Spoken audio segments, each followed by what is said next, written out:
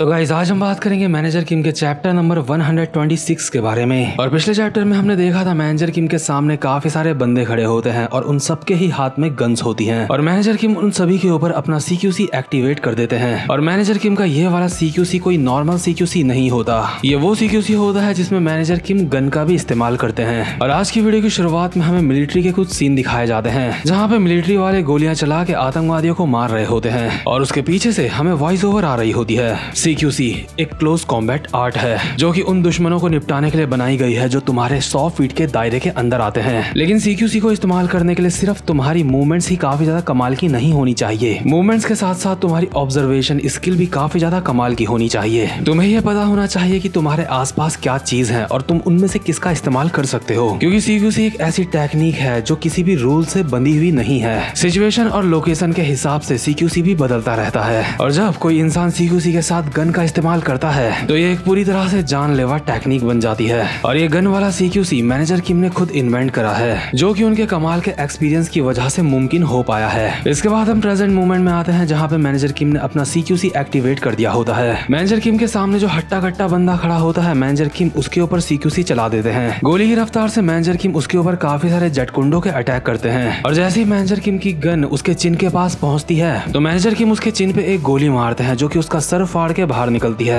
ये बंदा जैसे ही अपनी आखिरी सांसें गिनता हुआ नीचे गिर रहा होता है तो इसके हाथ में जो मशीन गन होती है वो भी छूट जाती है और मैनेजर किम उस गन को हवा में ही कैच करके उससे बहुत ही स्पीड में बाकी के बंदों के ऊपर भी फायरिंग शुरू कर देते हैं। हालांकि वो बंदे भी मैनेजर किम के ऊपर फायरिंग करने की कोशिश कर रहे होते हैं लेकिन वो मैनेजर किम से स्लो होते हैं। मैनेजर किम के निशाने इतने ज्यादा खतरनाक होते हैं कि सारे के सारे अपने टारगेट में जाके लग रहे होते हैं, बट उसके बावजूद भी क्योंकि दुश्मन काफी ज्यादा होते हैं इसलिए उनको यहाँ पे बेनिफिट होता है मैनेजर किम के साथ फाइट में। मैनेजर किम के सारे दुश्मन समझ जाते हैं कि उन्हें शांत रह के इस मैटर को सॉल्व करना होगा, यानी कि उन्हें पैनिक नहीं करना है और मैनेजर किम के ऊपर बस एक गोली मार देनी है और मैनेजर किम का काम वहीं पे खत्म हो जाएगा या फिर वो स्लो हो जाएंगे। बट इन बेवकूफों को ये नहीं पता होता है कि मैनेजर किम का अभी सीक्यूसी एक्टिवेट है और ये सीक्यूसी अब तक के सबसे खतरनाक अटैक्स और टेक्निक्स में आता है। मैनेजर किम लगातार फायरिंग तो कर रहे होते हैं लेकिन एक जगह पे भी खड़े नहीं रह रहे होते, मतलब कि गोलियों से भी और अपने जेट कुंडों से भी मैनेजर किम इनकी अच्छी तरह से तोड़ रहे होते हैं। ये बंदे जैसे ही मैनेजर किम के ऊपर एम लेते मैनेजर किम भागते हुए आते हैं और इनमें से एक बंदे के मुंह पे गन के पीछे वाला हिस्सा मार देते हैं जिससे इस बंदे की नाक फूट जाती है और ये जमीन में जाके गिरता है। तभी दूसरा बंदा मैनेजर किम के ऊपर गोली चलाने वाला होता है लेकिन इतने में ही मैनेजर किम उसके काफी ज्यादा क्लोज आ जाते हैं और उसका हाथ पकड़ के उसकी गन की मैगजीन बाहर निकाल लेते हैं और हवा में ही उसे कैच कर लेते हैं और उसी के साथ साथ उसके ऊपर जेट कुंडो अटैक्स की बारिश कर देते हैं जिसकी वजह से उसके हाथ से गन छूट जाती है। वैसे उसके हाथ से गन ना भी छूटती तो भी वो कुछ नहीं कर पाता क्योंकि मैनेजर किम ने उसकी मैगजीन निकाल ली होती है। एक सेकंड से भी कम के समय में जैसे ही मैनेजर किम इसके ऊपर जेटकुंडो की बारिश करते हैं उसी के साथ साथ जो इसकी गन हवा में लहरा रही होती है मैनेजर किम उसको भी कैच कर लेते हैं और वापस से उसी गन की मैगजीन उस पे लगा के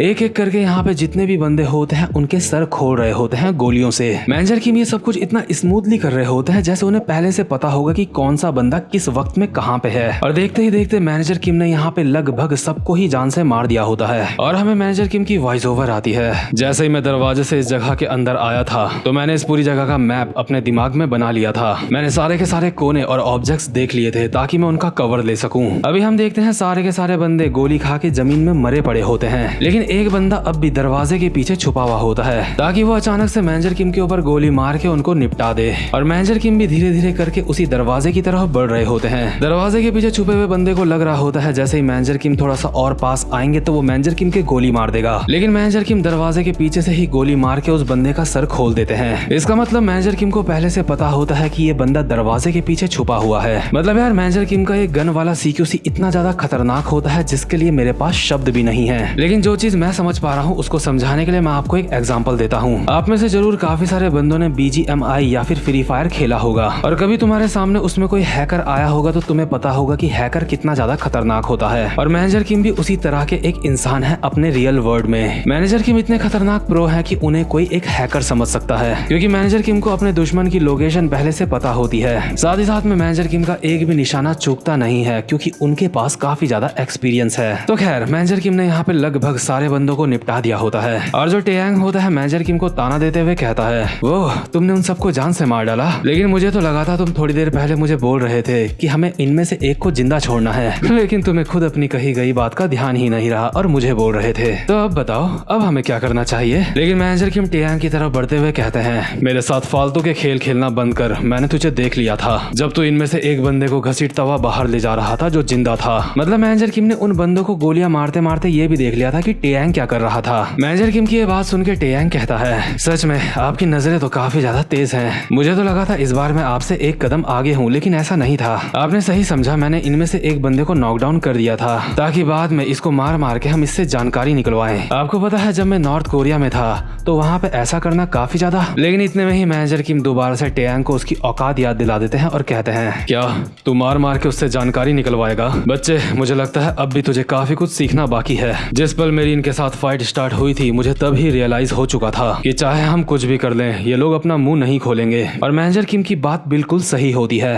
अभी जो टेयांग ने एक बंदा जिंदा छोड़ दिया होता है उसके हाथ में चाकू होता है और वो टेयांग को कहता है, तुम्हें मुझसे कोई भी जानकारी नहीं मिल पाएगी। और ये कहते ही वो अपने गले में चाकू मार लेता है और उसकी मौत वहीं पे हो जाती है। और टेयांग ये सब कुछ देख के काफी ज्यादा हैरान हो चुका होता है क्योंकि उसको इस बात का बिल्कुल भी अंदाजा नहीं होता। टेयांग हैरान होकर मैनेजर किम को कहता है, क्या आखिर अब हम क्या करेंगे? मैनेजर किम कहते हैं, सिचुएशन ने काफी कमाल का मोड़ ले लिया है, लेकिन तू चिंता मत कर, ऐसी चीजें होना एक आम बात है। लेकिन इसके बावजूद भी हमेशा हमारे पास कुछ ऐसा होता है जो हमारे मिशन को आगे बढ़ाने में काम आ सकता है। तू शुरुआत से ही बहुत बड़ी बड़ी बातें कर रहा था कि तू कॉम्बैट पावर में काफी ज्यादा खतरनाक है और तुझे काफी ज्यादा एक्सपीरियंस है, और मुझे लगता है अब वक्त आ चुका है ये देखने का कि तेरे अंदर कितना दम है। इसके बाद सीन शिफ्ट होता है और हम देखते हैं उस जगह का सीन जहाँ पे सारे के सारे चोरी किए गए हथियार रखे हुए होते हैं और वहाँ पे ही सारे के सारे टैंक्स भी होते हैं। और उस जगह पे कुछ लोग बैठे हुए होते हैं जो आपस में बात करते हुए बोल रहे होते हैं, सर मुझे कुछ ठीक नहीं लग रहा है। हमारा संपर्क टीम ए से पूरी तरह से कट चुका है। हमने टीम ए को उस घर के अंदर तैनात करा था, लेकिन अब हमें उनमें से किसी का भी जवाब नहीं मिल रहा है। लेकिन अब भी हमें वहाँ से उनके डिवाइस से सिग्नल आ रहे हैं। इसका मतलब तो ये बनता है कि या फिर उनके साथ काफी ज्यादा कोई खतरनाक किसी की फाइट हुई है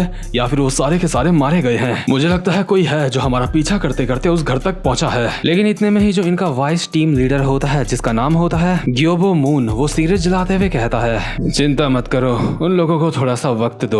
ये मत भूलो हम गोल्डन गेट से बिलोंग करते हैं। मुझे पूरा यकीन है भले ही हमारे सारे के सारे साथी मारे जा चुके होंगे, लेकिन उसके बावजूद भी उन्होंने अपना मुंह नहीं खोला होगा। क्यों टीम लीडर सर, मैंने बिल्कुल सही कहा ना? इसके बाद हम देखते हैं जो इनका टीम लीडर होता है यही बगल में बैठा हुआ होता है और इन लोगों की बातें सुन के कहता है, बहुत हुआ ये फालतू की चिंताएं करना, तुम लोग बस चुपचाप से अपना काम करो और जो चल रहा है उसे चलने दो, क्योंकि चेयरमैन ने जो हमें ऑर्डर दिए थे वो बिल्कुल क्लियर हैं। हमारा काम बस यहाँ पे ये है कि हमें इन हथियारों की रक्षा करनी है और इसलिए हमें और किसी भी बात की चिंता करने की कोई जरूरत नहीं है। और ये जो बंदा होता है इसका नाम होता है बोरैम जुंग। बोरैम जुंग कहता है, चाहे कुछ भी हो जाए बिल्कुल सतर्क रहना हमेशा। मुझे पूरा यकीन है तुम सबने वो तो सुना होगा कि गोल्डन डोर के ऊपर अटैक हुआ था और गोल्डन डोर कंपनी को मैनेज करने का काम मिला था टीम लीडर ली को। भले ही गोल्डन डोर को पूरी तरह से तबाह कर दिया गया है, लेकिन चेयरमैन को इस बात की बिल्कुल भी परवाह नहीं है। और ऐसा इसलिए है क्योंकि हमारे चेयरमैन एक बहुत ज्यादा पावरफुल इंसान है जो कि ऐसी छोटी मोटी बातों की बिल्कुल भी परवाह नहीं करते हैं। लेकिन इसका मतलब ये नहीं है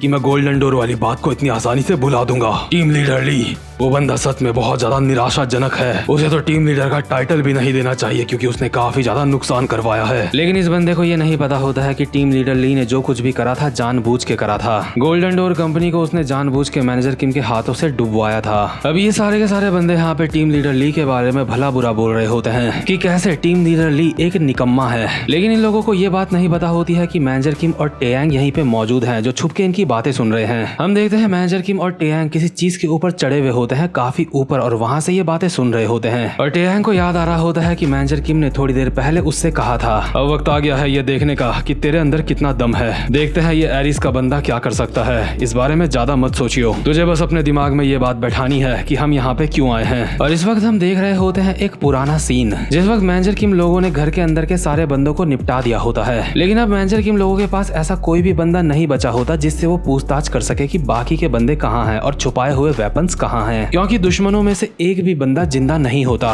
और टेयांग खड़ा खड़ा इसी बारे में सोच रहा होता है कि अब वो लोग क्या करेंगे, आखिर वो लोग ये कैसे पता लगाएंगे कि अब उन्हें कहाँ पे जाना है। लेकिन मैनेजर किम को इस बात की बिल्कुल भी चिंता नहीं होती और वो टेयांग को कहते हैं, अपने दिमाग में ज्यादा जोर मत डाल, बस ये सोच कि हम यहाँ पे क्यों आए हैं और ये लोग यहाँ पे क्यों थे। टेयांग अपने मन में कहता है, क्या ये लोग यहाँ पे क्यों थे? हे, ये तो साफ सी बात है कि ये लोग यहाँ पे नजर रखने के लिए थे। मुझे लगता है ये घर एक ऐसी जगह थी जहाँ से ये सारी चीजों में नजर रख रहे थे। मैनेजर किम कहते हैं, हाँ ये जगह बिल्कुल ब्योलबल से मिलती जुलती है। ब्योलबल भी एक ऐसी जगह थी जहाँ से काफी सारी चीजों के ऊपर नजर रखी जाती थी। वो एक ऐसी जगह थी जहाँ से उन लोगों को एक क्लियर व्यू मिलता था अपनी सराउंडिंग्स का। ये सुन के टेयांग की दिमाग की बत्ती जलती है और वो हैरान होकर अपने मन में कहता है, एक मिनट, अपनी सराउंडिंग्स का सारा व्यू मिलता था, लेकिन ये लोग यहाँ पे इस घर का इस्तेमाल क्यों कर रहे थे सारी चीजों के ऊपर नजर रखने के लिए? आखिर इस घर के अंदर रह के वो लोग किस चीज के ऊपर नजर रख सकते थे? यहाँ पे तो आसपास कुछ भी नहीं है। एक मिनट, क्या इसका मतलब ये है कि उनका बेस अंडरग्राउंड है? इसका मतलब इस घर के नीचे ही उनका हाइड आउट है? टेयांग मैनेजर किम को कहता है, मुझे समझ आ चुका है, वो सारे के सारे लोग अभी अंडरग्राउंड हैं। ये इलाका क्योंकि एक इंडस्ट्रियल एरिया है, इसलिए मैं इसको देख के बोल सकता हूँ कि वो किसी एक इनएक्टिव ऑयल फैसिलिटी के नीचे होंगे। खैर मैनेजर किम को तो पहले से ये सारी बातें पता होती है, इसलिए मैनेजर किम इसको कहते हैं, बहुत अच्छे, तो इतना भी बुरा नहीं है। और प्रेजेंट मोमेंट में ये दोनों अंडरग्राउंड फैसिलिटी में पहुंच चुके होते हैं, जहाँ पे एक जगह पे छुप के ये उन लोगों की बातें सुन रहे होते हैं। और भले ही टेयांग एक नौसिखिया होता है, लेकिन उसके बावजूद भी उसके अंदर गजब की पोटेंशियल होती है, इसलिए मैनेजर किम अपने मन में बोल रहे होते हैं, भले ही ये लड़का नौसिखिया है, लेकिन जिनचियोल को टैलेंट्स को ढूंढना आता है। वहीं जो टेयांग होता है मैनेजर किम को कहता है, हम यहाँ अंडरग्राउंड फैसिलिटी में पहुंच चुके हैं, लेकिन यहाँ पे काफी सारे लोग हैं। इतने सारे बंदों को देख के मुझे लगता है एक प्राइवेट कंपनी के हिसाब से इनके पास काफी सारी मैन पावर है, साथ ही साथ में इनमें हथियारों की भी कोई कमी नहीं है। इनको देख के ऐसा लगता है जैसे ये कुछ बड़ा करने की सोच रहे हैं, जैसे ये जंग करने की सोच रहे हैं। यहाँ पे काफी सारे लोग हैं,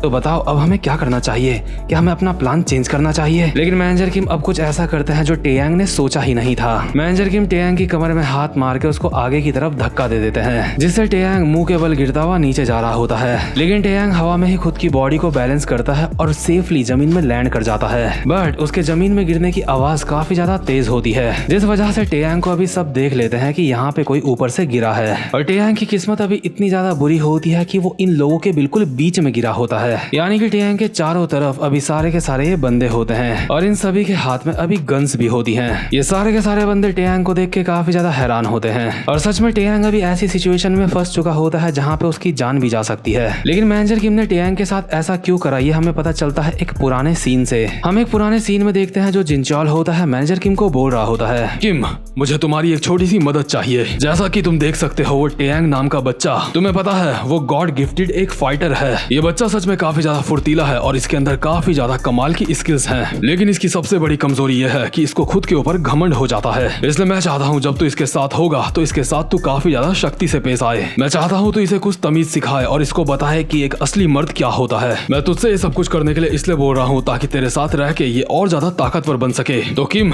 बता, क्या तू मेरे लिए इतना करेगा? मैनेजर किम कहते हैं, क्या तू सच में चाहता है कि मैं ऐसा करूं? क्योंकि अगर मैं ऐसा करूंगा तो इस बच्चे का सामना मौत से भी हो सकता है। अगर मैंने इसके ऊपर ज्यादा सख्ती दिखाई तो इसकी जान भी जा सकती है। जिनचॉल कहता है, कोई दिक्कत नहीं है, ये तो और अच्छी बात है। मुझे लगता है जब इस बच्चे का सामना मौत से होगा तो इसको और ज्यादा एक्सपीरियंस होगा। और प्रेजेंट मोमेंट में अभी हम देखते हैं टेयांग की फटके 4 हो चुकी होती है, क्योंकि वो चारों तरफ से दुश्मनों से घिरा हुआ होता है। और मैनेजर किम भी वहाँ से पीछे की तरफ जाने लगते हैं और अपने मन में कहते हैं, लड़के मैंने तुझे धक्का दिया, इस चीज को तुझे पर्सनल लेने की जरूरत नहीं है। मैंने बस वही करा है जो तेरे कमांडर ने मुझे करने के लिए कहा था। मैंने जो कुछ भी करा है वो बस हमारे काम का एक हिस्सा है। लेकिन ना जाने क्यों मुझे ऐसा करके काफी ज्यादा खुशी हो रही है। मेरे दोस्त जिनचॉल, जैसा तूने मुझे कहा था मैंने वैसा कर दिया है, तो अब वक्त है आगे बढ़ने का। और जब मैं अकेला काम करता हूँ तो उससे मुझे पुराने दिनों की याद आ जाती है। मैं अब यहाँ से आगे अकेला जाऊंगा ताकि मेरा काम काफी ज्यादा जल्दी हो सके। और वहीं जो टेयांग होता है उसके ऊपर काफी सारे बंदों ने गन्स तान दी होती हैं और बोल रहे होते हैं, क्या आखिर ये क्या चल रहा है? ये बच्चा यहाँ पे कहाँ से आया? अबे ओए, आखिर तू कौन है? क्या तू यहाँ पे छानबीन करने के लिए आया है? अपनी जगह से हिलियो मत, अगर हिला तो तुझे गोलियों से भून दिया जाएगा। टेयांग कहता है, नहीं मैं तो बस। और वहीं दूसरी तरफ मैनेजर किम ने अपनी तरफ से अपना मिशन स्टार्ट कर दिया होता है और इसी के साथ ये वाला चैप्टर यहीं पे खत्म होता है। और भाई लोग, मैनेजर किम की स्किल्स और इंटेलिजेंस देख के ये बात मैं बोल सकता हूँ कि मैनेजर किम पूरे के पूरे पीटीजे यूनिवर्स में सबसे ज्यादा ताकतवर बंदों की लिस्ट में आते हैं। मतलब मैं ये नहीं कह रहा कि मैनेजर किम सबसे ज्यादा ताकतवर हैं, बट पीटीजे यूनिवर्स के जितने भी ताकतवर बंदे हैं मैनेजर किम उन्हीं की लिस्ट में आते हैं। तो गाइस, ये वाला चैप्टर यहीं पे खत्म होता है। अब मैं मिलूंगा आपसे अपनी नेक्स्ट वीडियो में, तब तक के लिए गुड बाय।